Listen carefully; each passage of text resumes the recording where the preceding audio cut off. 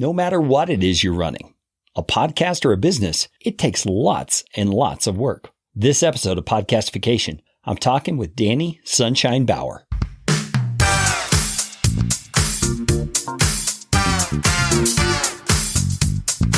My name is Kerry Green, and I am the client happiness guy at podcastfasttrack.com, and this is Podcastification. This show is all about podcasting. How to do it, how not to do it, best practices, interesting news items that have to do with the realm of podcasting, and who knows what else. And I'm trying to do it all with a little bit of fun and some information to help you get a show going, keep yours going, or make it better. And if you like what's going on here on the show, I would appreciate it, so appreciate it, if you could leave a rating or review on iTunes. You can find out how to do that at podcastfasttrack.com/review. That's enough of that kind of stuff. Let's get you podcastificated right away.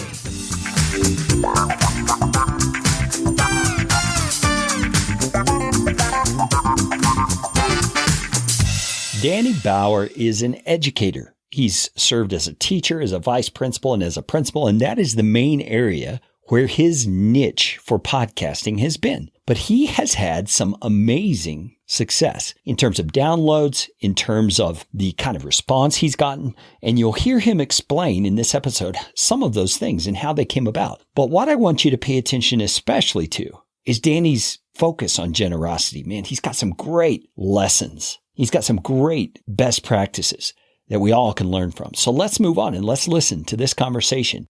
So Danny Sunshine Bauer, how you doing today, man? Listen, Kerry, I'm so excited that you invited me on the show. Today's a great day. You know, I told you I was drinking lightning this morning, getting pumped with the Miracle Morning and that kind of thing. And it's just been an awesome day. You know, I get to connect with you and serve your listeners. So I'm pumped to be here. Thank you for having me. I am so glad to have you here. And I know my listeners are going to want to know, so I might as well ask, where'd the sunshine come from? Yeah, of course. You know, life beats you down, right? Doesn't it have a humbling quality to it? And there was a time where I went through some stuff that just, it was rough. So I gave myself my own nickname. It's not on my birth certificate. My friends don't call me Sunshine. I chose it and I named it myself. I branded myself with that. And the whole idea is that life is going to throw you curveballs. You know, crappy stuff's going to happen. But after every storm, it's always going to have sunshine following that. And so it's sort of a positive affirmation or a reminder that, you know, this isn't going to last. I read Option B, which really talks about how to build resilience and to get through tough stuff. And one of the big ideas that was presented by the author, when things happen to us, it's not personal. You know, I didn't cause it. Most of the time I don't, right? If I steal a car and get caught, yeah, that's my fault. Yeah, sure. But, you know, those life things like, no, it's not anything you did. It's not personal. It's not pervasive. So it doesn't actually color every part of my life. And it's not permanent. It's going to go away at some point. And so, you know, just intuitively, I knew that. And that's why, you know, I picked Sunshine and I like it. It sticks. And definitely. Yeah. It reminds me of a Switchfoot song, The Shadow Proves the Sunshine. Yeah. Cool idea. I really like that. I don't know that I've met many people who've given themselves their own nickname, except a kid in high school who called himself Crusher. Can you believe Crusher? That? And the funny thing about it was he was a little skinny redheaded kid that everybody picked on, but he called himself Crusher. It's just one of those thinking positive sort of things. Yeah. You know, it's an aspirational goal. So yeah, I want to encourage everybody here in the end of 2018, getting into 2019, name yourself. Yeah. forget whatever's on your birth certificate. Pick a really cool name that you want to rock and just wear it with pride. Yeah, there we go. Well, Danny is on the show because he not only is a podcaster himself, but he has also experienced some pretty extraordinary growth in terms of his podcast downloads and audience. And so I invited him on the show to kind of talk about that path and how that happened. Let's start out, Danny, by you explaining to us, you know, what is your podcast, what's it about, and who's your target audience? Yeah, thank you, Kerry. So, you know, it's Better Leaders, Better Schools. And back in 2015, like probably many podcasters, I was consuming a lot of content. And in a very familiar format like what we're doing here, you know, we're talking about podcasts and trying to deliver that value to the listeners. I was listening to ones about leadership, about business. I'm a teacher and school administrator by training. There wasn't a lot of content there. So the light bulb, right, the metaphorical light bulb went off, and the epiphany was I should step into this space. The education podcasts that were there, quite honestly, I felt like I could deliver a better show. And so I started researching, what does it take, right, to start a podcast? When I think back on my life, listening to radio with my dad or, music, that kind of thing, the podcast format connects with me and in my soul. I love to tell stories. I love to talk. And so this is a very comfortable medium for me. I joined John Lee Dumas's Podcaster's Paradise at the time. That's where I got my training. And I learned a lot of great techniques there and started the show. And the rest, they say, is history. Yeah. So you started the show. What was the publication date of your first episode, or around what time? I want to say September 2015. I don't remember what date in September, but I'm pretty sure it was September 2015. Okay. So you launched in September 2015. And how did you go about that launch in terms of letting people in your niche know that this podcast was coming out? I don't know. See, back then, and that's the fun thing, is that now that I've experienced success, when I talk downloads with other people, because a lot of folks kind of keep that guarded and close, to their chest. I didn't realize that I was doing so well as I am. And Gary, a lot of what I consider has happened has been strategic. Now it's a lot more tactical and strategic. But back then, some of it was just dumb luck. And so, like I said, I was in Podcaster's Paradise, and a lot of people have a similar format in terms of, day one, you drop 4 episodes, your episode 0, where you introduce yourself, and then 3 more episodes so people can consume quickly, like a Netflix style. And since I do a weekly show, then after that, it was one show released after another. And so I had recorded 10 or 11 shows that have that bank, and then you want to stay ahead of it. But outside of that, I didn't have an email list yet. I didn't have a big Twitter following yet. The Facebook presence, the brand. I don't even know that Danny Sunshine was there. I think that came in 2016. So I just kind of put it out there, Strategically, in terms of setting up Libsyn account in iTunes, I put some people that I want to emulate within the author title, right? So I'm sure that your listeners are well-versed in that hack. But in terms of author, it says Danny Bauer's perspective has been heavily influenced by X, Y, and Z. And when you type in those people's names, like Brené Brown, for example, a lot of people know her, daring greatly. I love her work. Well, type in Brené Brown in iTunes, go ahead. Don't stop the podcast now, wait 30 minutes and type it in. My podcast is going to rank in the top 5 for Brené Brown, right? And so I was intentional with some people that I consider heroes. And, that's just a little tactic right there. But a lot of it was dumb luck at the beginning. Yeah, well, that makes sense. I think we all are a little dumb at the beginning and need a little bit of luck, that's for sure. So you mentioned that it's kind of morphed into something a little more strategic now. Describe to us what you mean when you say that. As I started the podcast journey, I joined a mastermind, and that's something I'd like to talk a bit about too, in terms of tactics that you can do. But then probably like a lot of your listeners, they are well aware of Gary Vaynerchuk, right? Gary V. Yeah. And the idea of jab, jab, jab, right hook, and the way we talk about it at View from the Top within Aaron Walker's mastermind is just to give, and that everywhere I went, right? If I was considering how can I turn better leaders into a business, how can I grow the podcast, or how can I be more effective in my role as a school principal, everybody I asked, at the core, the answer was always, it's about relationships. And so that stuck. So in terms of Twitter and education, the industry specifically, they're all over Twitter. It's not great, maybe for other industries, but if you're in education, that's where all the educators are, especially school administrators. So it's understanding who are the listeners, who is your tribe, who are you trying to serve, and going to the places they are, listening to the conversations, making contributions where you can that are valuable, and when appropriate, say, hey, I got this show or whatever, but then just also provide value, provide answers, ask if you can help. And by focusing on those relationships and those people skills, I know it benefited what I've done. Yeah, absolutely. I've noticed just my own habits on social media are that if I'm interacting with someone who is providing value, someone who seems to know what they're talking about and really is doing so generously, I tend to go check them out. I tend to see who is this person and why are they doing this and what's their background. And then I come in contact with things like podcasts and blogs and video channels and those kinds of things and find the resources myself. So I think we shouldn't underestimate that. And it sounds like that's not what you did. So I appreciate that perspective. So the masterminds, you mentioned wanting to talk a little more about that. Tell me what role the masterminds played in your success here. So I've experienced success with the number of downloads with the podcast. And, I wrote down sort of a roadmap or things that I think the audience should be thinking about. And one of the things that I did early on, and I'll tell you, this was scary. And I'm more on the financially conservative side. I like to save. I don't like to spend. And masterminds are rarely free. If they're free, they normally suck, is my experience, because I've been in some free ones. And sometimes they can be more expensive. And to tell you the truth, so I heard Aaron Walker on EO Fire, and I saw that he was on the show twice. And his voice just resonated with me, right? He has a Southern drawl. You could tell he has a ton of character, ton of integrity. And he's an older guy. So he's been successful in business. He's been married for 30 years. And I just thought, man, this is somebody I want to get around. So I joined his private Facebook group at first. And that was a much lower level entry point, right?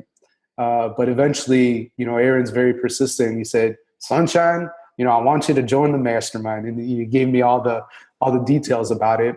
And I said, okay, I'm going to give this a shot. If I don't get the value, if my life doesn't change like he's promising, then I could always leave. There's no contracts or anything like that. But what I want to impress on the listeners is that you really invest in yourself. You invest in your future and your success by getting a coach or some type of mastermind experience, because there's so much power in being able to leverage everybody's experiences to be held accountable for what you say you're going to do and to not work in isolation, right? Greg Sacicoli wrote a book called The Enemies of Excellence. And the number one enemy of excellence is isolation. When we try to do these things on our own, we're almost destined to fail, right? You're going to be so much more successful when you get a group around you that are cheering you on for your success, but are going to call you on your stuff when you're not bringing your A game, so that you do become that A type of player. Yeah. So for people who've never been a part of a mastermind, explain to me, first of all, let's just start with the basics. How many people are typically in a mastermind group that you've been in? Yeah, so the ones I view from the top that I am a member of, that's 10. So he caps it at 10. I run them myself with Better Leaders, Better Schools. So I do that with school leaders. And my personal goal is to get to 60 members, and that's 4 groups of 15. Right now I have 40, and the largest mastermind is 13 members.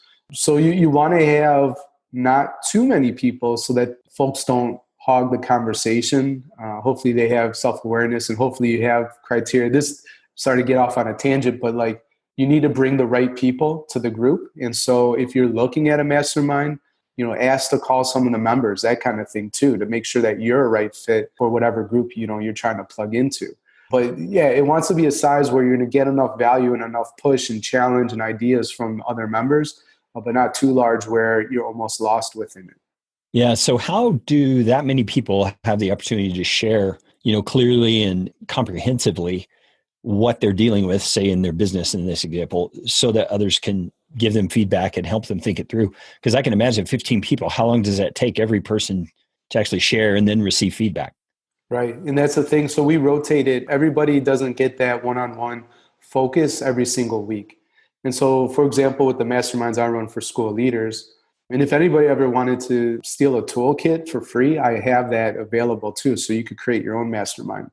But we rotate the hot seat. So the format for a mastermind would be sharing your wins of the week, accountability from things you said you were going to do the prior week.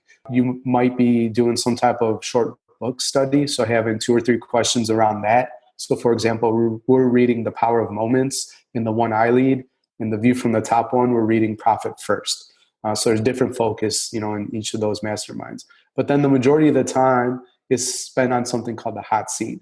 And that's where, Carrie, you would say, hey, this is where I want to go. This is my plan, my goal, my initiative, or here's my biggest struggle.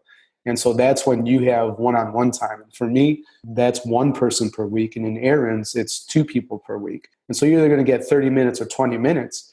You have to be concise. You have to be able to share the context quickly. And then you get just, unbelievable feedback and questions. And ideas and next steps. You bring a question to the group, and man, you normally add quite a bit to your to-do list, but you feel good because now you have a plan on how to be successful. I think that's part of the power. It's always powerful when perspectives outside your own head are able to speak to your situation and turn on those light bulbs you were talking about earlier, because none of us has this all-knowing wisdom to see our perspective fully. And so to let someone else speak into it from outside, man, that's powerful. It's great, and you're absolutely right. Because as leaders or as podcasters, businessmen, women, whatever it is, we start to get this tunnel vision, and we get these blinders, not because we want them, but that's just what happens. And if you don't have that community around you to say, hey, man, have you thought about this? Sometimes the answer is right in front of your face. You just don't know it. You just need a friend to point that out. So I'm sure everybody's heard the quote, right? You're the average of the 5 people you spend the most time with. Yeah, Jim Rohn. Exactly. And when I heard that for the first time in 2015, it basically ruined my life. And I had to really evaluate, how do I spend my time? Who do I spend my time with? Is where I'm going, where my friends are going, right? Or do I need to consider making some other connections for the type of ideal life I'm trying to build for myself? Yeah, that totally makes sense. And I appreciate you sharing that experience. Well, when we come back from our mid-roll break here, we are going to get back into the podcasting strategy in particular and learn from Danny some of the additional steps he took to move his podcast on up the line. So stay tuned.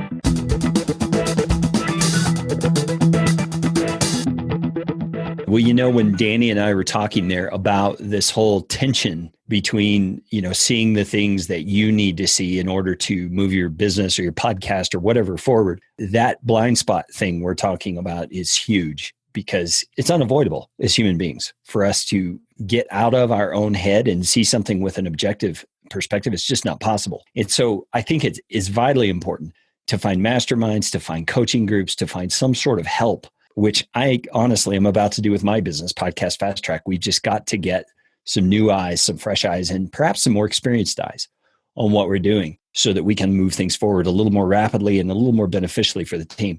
Along that line, I wanted to invite Danny to share with us here some of the things he's got going on in terms of business coaching. He's got this really cool thing with 4 steps to business success that I want to hear from Danny about. So Danny, why don't you fill us in on that? Well, thanks for allowing me to join you on this part of the show too. I'm excited for that.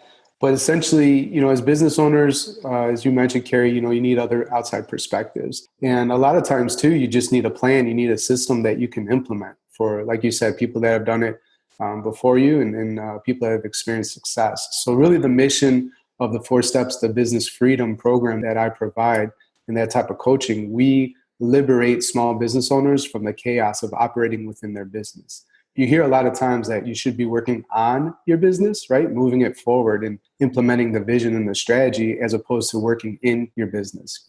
That's what we do. We have a 4-part system. It's a 6-month program. And, if you joined us, it's a group coaching experience. There's video content and templates that go through all the 4 steps. And then during the coaching calls, you just bring it. You share where you're at within the program, what are the biggest challenges that you face within your business, and then we solve those challenges for you. Yeah, and you mentioned to me prior to us hitting the record button that you actually have a free session that you offer for that course. So why don't you tell us about that? Yeah, so there's a number of sessions that are the most interesting or the most engaging, or that I guess people that join the program find the most valuable right off the gate. All the content is valuable, interesting, and engaging. But sometimes it's just like, what is that one catalyst that can really propel you? What we found is that that's actually step 1-1, which we call the vision story. And so if you don't have a clear vision or direction for your business, your podcast, and where you're going, we can help. And that's a 30-minute session, and you'll sit with me. I'll just ask questions, hear about what it is that you want to accomplish. And we have a format of distilling that and making it crystal clear. So we like to tell the clients that we work with that your vision is your road to where you're going, right? The core values act as the curbs to keep you on that road toward the vision that you're trying to accomplish. That's an extremely valuable session that we provide, and I'd love to provide it to your listeners. So if you go to DannySunshine.com/4 steps, it's just a quick Google form, not even opting into some type of email list. It's saying, hey, I'd like to do this session. and we'll set up a time to do that. And I'm here to serve. Would love to help out listeners. Yeah. And so when you say 4 steps, is that the number 4 or the word 4? The word 4. Yeah. So DannySunshine.com/FOUR steps. Thanks for sharing about that, Danny. So if you're looking for some way to, as Danny said, optimize your business or optimize your podcast and really get that thing moving forward, that sounds like a great opportunity, a 30-minute free call to sit down with someone who has been there before, someone who's seeing others get there under their tutelage all the time to get some very valuable experience. So take Danny up on that offer. I think you won't regret it.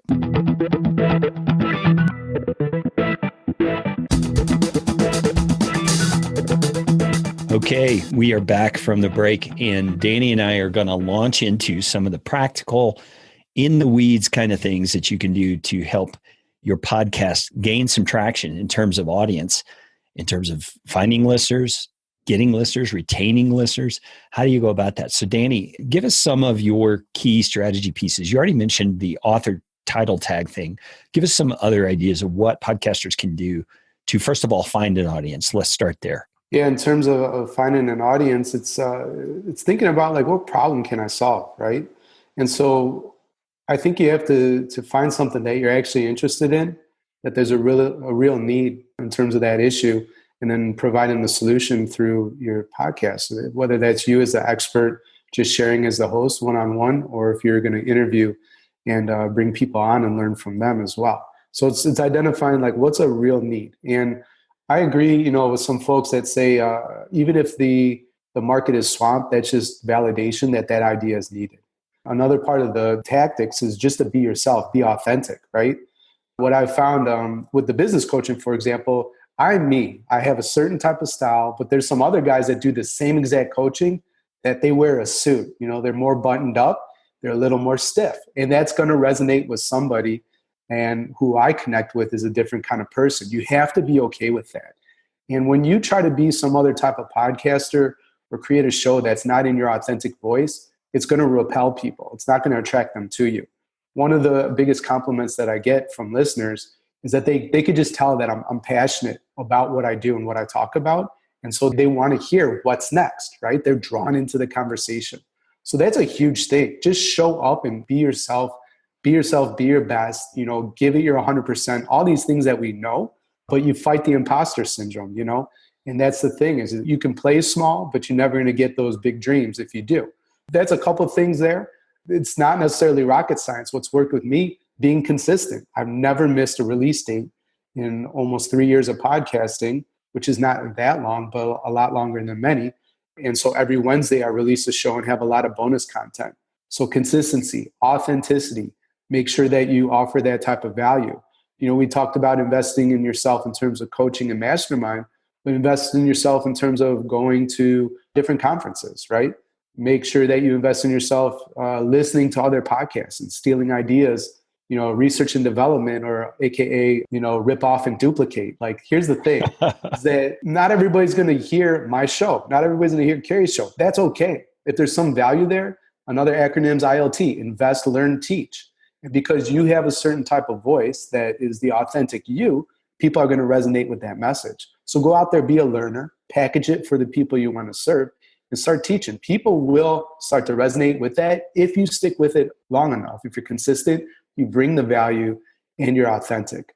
Another tactic that's worked really well for me is just free stuff. And we know that in terms of building an email list and having some type of offer, whether that's a checklist or an ebook or maybe a free video course or whatever. I want to challenge the listeners to think, what are some creative ways that you could do something that's just tremendous value and better than anything that's out there? Ramit Sethi has this saying that his free stuff's better than everybody's paid stuff.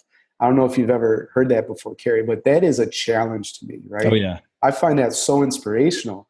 And so something that I did that just exploded my email list and then my downloads, I can trace it back to when we launched in 2016. So this is about a year into the podcast, my podcasting journey. We did the Transformative Leadership Summit. Okay. It doesn't matter what it was called, but it was a conference. It was a 2-week conference. I think there were 40 videos and 40 interviews we did. And that was a free conference that people could join.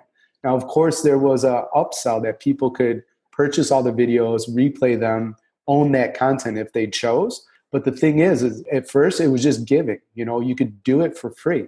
The second year, so we had 1,000 people show up to that the first year. Wow. The second year, last year, 2,500. And so our goal this year when we put it on is to have 5,000 attendees. And I'll tell you, like last year, it generated $10,000 in revenue. So Wow. it's not necessarily all about money at all, right? If the value's there, profit and revenue, all that will follow. But the focus, are you hearing me, listeners? What is something you can do that's just massively valuable, that's maybe out of the box, and just offer that for free? And one of the things that Gary Vee says, what does he say? He makes people almost feel guilty for not buying from him, right? Because he's delivered, he's given so much good stuff. People are like, man, I need to hire him for this or whatever, Yeah. And so, yeah, maybe I don't want to necessarily guilt people into buying stuff from me, but the focus is always on giving and giving and giving. How can I do that? Yeah. And what you said there about finding a need and filling it, that is just powerful, because I know that no matter what the listeners right now are podcasting about, it could be business topics, it could be crochet, it could be underwater basket weaving. I mean, that's one of my favorite examples. Is, something just really out there that there may not be many people really even interested in. But the ones that are interested, I think it's important to dig into their world and find out what are their needs. What are the things that they're asking for? And you can often do that by getting involved in communities that are centered around those subjects. And just listen, just ask questions, just find out. And you can discover there's all kinds of stuff that you can offer to that niche audience. And once you do, and once you provide a significant portion of it, at least for free, you build credibility that just can't be taken away. That's part of what I hear you sharing with us, Danny. Now, give me an idea, and maybe this is not something you struggled with, but this is something I had to overcome. Give me an idea of how you get past the hurdle of doing the hard work it takes to produce that great resource. Because I know sometimes you see the resource in your mind, you know what it could look like and what should go into it. And then you realize, oh my gosh, this is going to take me weeks or months of hard, diligent work to create this thing. A lot of people just quit right there. They just say, oh, it's too much. I can't do that or whatever. So tell me how you get past that in your own mind. That's the thing. It's like, none of this is easy. And the other day, I was calling my wife. I was at that business conference, pre-chat we talked about, why I'm back in the US right now, not over in Europe. And I called her and I had this epiphany. I thought to myself, this was on the heels of a session where this guy was talking about, he was crushing it in business. I'm talking about millions and millions of dollars generated revenue-wise. He had a construction company in Nashville. And he gets home, he's putting in crazy hours, 80 hours a week. And he comes home and, his wife, he said, would brace the kids, right? To see like what kind of energy he was bringing back to the house. And then one night too, as they were falling asleep, she said, Alan, what's going to happen to us when the kids are out of the house? And this was this like aha moment for him. They're gone. The marriage is over, and I'm getting a little serious here, but the thing that really rocked me is like, are you bringing the type of energy to your home and that kind of thing that is going to help you thrive? And then the epiphany I had when I called my wife was, we get into these ventures, whether it's starting a podcast, maybe you're trying to turn it into a business or monetize it, maybe you're not. But for me, as actually trying to build businesses from what I do, I had this sense that it would be easy. That's the stupidest idea or notion ever. Yeah. And maybe it's a privilege thing. I don't know. But I just had a sense, it's a weird tension because I have this confidence and swagger that I'm going to be successful at what I do. But that's balanced with like, why do I just think I'm not going to fail? You know what I mean? Why do I think it's going to be given to me easy? So, I'm getting back to your question. And so it's not easy, listeners. So whatever that thing is, if it takes you 4 months to build and that's how long it took, again, going back, like, is that going to provide the massive value? Heck yeah. People are going to tell their friends about it. If you took a week on it and you got it out, it's not something that you could say you're proud of. Who's going to tell their friends? Here's the thing. Yeah. So, Kara, I was telling you, the podcast numbers, like I've run ads 0 times. In 3 years, I've run no advertisement. I paid $0 with advertising. And I think the biggest thing for me too is that I'm putting something out that's of such massive value. People tell their friends and they tell their family and they share it. Put in the work, put in the 4 months. Great. Now, if you're putting in 4 months because you're scared, scared of shipping, as Seth Godin says, that's another problem. So there's a tension there too between speed of implementation and then making sure it's a minimum viable product, but that it's going to deliver value to whoever, downloads or pays for whatever it is you create.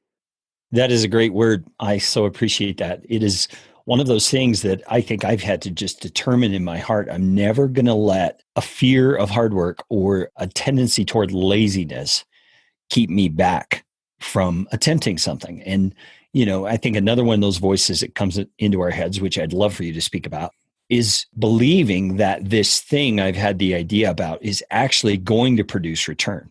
I've had this conversation with my wife so many times about things I'm working on, and she'll listen and she's understanding and she gets what it is. But then she says, how do you know that's going to really bring the payoff that you want? And my answer to her often is, well, I don't really know. I just have this hunch because I see the need out there, And so speak to that. How do you pick that thing? How do you decide what it is you're going to work on so long and hard to provide value for your audience? For sure. And you mentioned all these different social networks and the groups that people are a part of. So have a clear idea of who is the ideal listener, who is that niche that you're trying to serve, and study everything they do. See what they're asking questions about. Go to Quora, see what questions are being asked there. Go to YouTube and just type in different keywords that are connected to your niche and watch videos and see what keywords are actually generated by that YouTube just search box. And you'll see what people are interested in. So you'll get those type of questions. If you're confident enough, actually engage with those people and ask them too. One of the strategies I learned from Pat Flynn at Smart Passive Income is that, he's still, and as big as he is, as successful he is, I'm sure your listeners know him, he gets his tribe, his listeners on the phone and just hears what they're resonating with, right? What are the questions they have? What's something that he can build and provide for them? And so that's something I do at Better Leaders, Better Schools. I call school leaders. I reach out to them via email, and some of them I have their numbers. I'll just call them out of the blue and just have a chat. I want to know what they're working on. What are the things that I'm doing that they're resonating with? A lot of times I'll just say, what's your biggest challenge right now? And I'll do a free coaching session right there. Just bring it. My friend Scott Beebe says, coach your brains off, right? So I coach my brains off for free. Believe me, if I do that, they're going to tell their friends, or maybe they decide to join the mastermind or whatever. But, it's engaging, it's studying, and it's engaging, right? People in that stuff. And I think the last thing I want to add, so I have a book that's coming out for school leaders in the summer, titled To Be Determined. So we're at the end stage of that book production. I'm not here on the show to talk about the book, but what I'm here to talk about is that I have a book launch team. So the title is going to be chosen by the book launch team. The cover design is going to be chosen by the book launch team. They're getting a free audiobook by participating, even though I'll be selling that later. I'm creating extra content that won't be in the book, that is based off of podcasts and interviews and kind of like Humans of New York style, where it's just like, here's a little quick story. I'm going to do that for my interviews. It's going to be available to no one else except for the people on the book launch team. So if you're building this thing that's going to take a month, 4 months, or whatever to build, ask people to join you in that process and give them an inside look into what it's like actually producing it. Ask for their feedback, listen to their feedback, make changes, make the thing exactly what it is that they want. Yeah, I love that. And you may not have even realized it, but we've kind of come full circle here back to that topic we were talking about with the masterminds. I mean, when you pull in that community that's helping you with the launch and let them name the book, you're again getting that outside perspective, because you've got in your head this idea of what the book's about. But when you can hear from actual readers or listeners what the book is about, then number one, if you communicated well, but number two, you realize what resonates with them as the ones who are receiving the content. I think that's brilliant. That's a great idea, Sunshine. I'm with you on that. One last question. When you have these free downloadables or resources that you're providing to your audience via your podcast, how are you delivering those? Are you using Lead Pages, ConvertKit? I mean, what kind of platforms are you using for that kind of thing? Yeah, so I use Lead Pages, although I'm using Thrive themes with my website, and I don't necessarily need Lead Pages to build the landing page and that kind of thing. I could do that through Thrive, but the reason I'm sticking with Lead Pages is because of lead digits, and so that's just working for me. So Explain real quickly lead digits in case Yes. someone doesn't know. So if you said something like unlock now, text unlock now to 33444, and that's not something for this show, but people could do that, and it's a way to email opt-in. And so every time I go and speak like I spoke at the National Principals Conference last year, and I was doing an awesome session. Like it was cool. Like Carrie, this is when the podcast thing like came to real life for me. My session was standing room only. There were people in the hallway standing, listening to the session, didn't even have a seat. I'm like, this is really weird. So I pitched that and I said, hey, here's all the notes and some extra content, whatever related to the talk. Here's what to text and here's the number. And I got, 300, 400 emails right there. So that's something that I do. Lead pages. I use ConvertKit in terms of managing the email and the workflow and the automations, all of that. But real quick, I have to say this because it'll drive me crazy if I get off the show and don't share. One of the other biggest hacks in terms of building your audience, be a guest on other people's shows if you can. And just, again, bring the massive value. So do that. That helped grow my show exponentially. And then part of my Miracle Morning, Carrie, in the pre-chat, we were talking about that. I do a journal. I divide it up into just 6 quadrants. It's very similar to the gratitude journal, but I made it unique to me too. And so there is definitely, 3 things I want to do today, 3 things I'm grateful for. I have a little box where I could summarize the reading. I have a free box where it's just, open. I can doodle or I can write some more or whatever. And then another box that I have, and this is the one where it connects to growing your podcast. I think intentionally, what's one way I could help somebody today without expecting any payback? And so in terms of podcasts, review people's podcasts. Promote them on social media. My friend Jessica Cabine, she has a show, a book that just got released. I'm promoting her like crazy. I'm not getting any kickbacks, no money for that at all. I did a free book contest giveaway on Twitter. It got massive engagement. And so you can do that for other podcasters and just say, hey, this show is awesome, and quote it and make graphics, like go all in on that type of stuff. People will see, believe me, the universe has a way of paying you back for that type of stuff. Yeah, I really love that. It is better to give than to receive. That is for sure. And ironically, the receiving comes back. It's not that you give to receive, but it does. It's just the way that it works. Well, Danny, I appreciate you sharing so much on this episode of the show. There's all kinds of practical things I'm sure we could dig into a little more, but I try to keep my show, the length of a commute, basically. And that's about as far as we're going to take it. So Danny, where can people find out more about you and the things you're doing online? And be sure to mention your coaching program again as well. Sure. So the main place, is betterleadersbetterschools.com. And that's if you just want to kind of study what I've done. If you want to email me, Daniel@betterleadersbetterschools.com. I'm happy to get on a call and talk to you about how you could grow your podcast just for fun.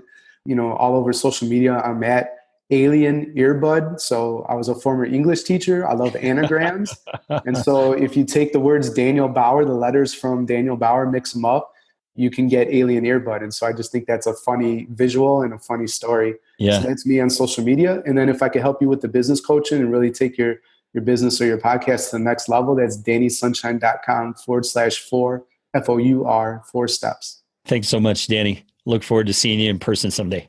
Absolutely. Thank you so much for having me on the show. It was an absolute honor. You bet.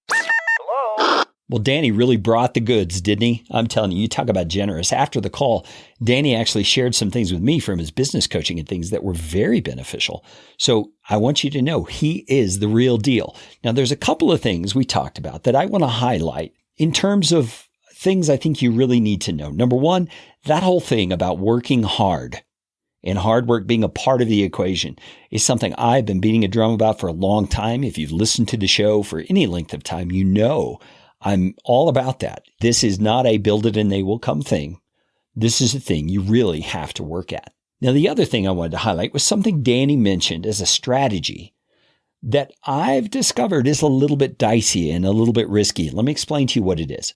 Danny mentioned as an example that if you were to go into Apple Podcasts or iTunes and search for Brené Brown, his podcast would come up. And the reason it would come up is because he has put her name in the author tag. And that is a strategy or a hack that is a little bit dangerous. And here's why it's a little bit dangerous. iTunes has actually sent out emails to iTunes users who publish on their platform saying that is no longer allowed. And that if they find your show doing that sort of thing, your show could be kicked entirely off of their platform. So I just want to be aware of that. I just want you to know it does work. It does get you to go higher in the rankings when someone searches, but it could come at a very heavy price. So just be aware of that. Hey, if you would like to connect with Danny and take him up on that half-hour free coaching call, you can do that by finding all his resources in the show notes for this episode, which you can find right there in your handy-dandy podcast player. Swipe right, left, upside down, stand on your head. I don't know what you got to do to find it, but there are notes for this episode. And you can find all of Danny's contact information right there, easy as a click of a button. Or if you're more of an internet person, you can go to podcastfasttrack.com/105 to find all of his info. Now, you know what time it is. It's time for you to go out and make it a podcastificating day. This show is brought to you by Podcast Fast Track, where my team provides professional podcasting services without the time suck. Full production, editing, and show notes all in one monthly subscription package. You can find out more at podcastfasttrack.com. Now go out and make it a podcastificating day.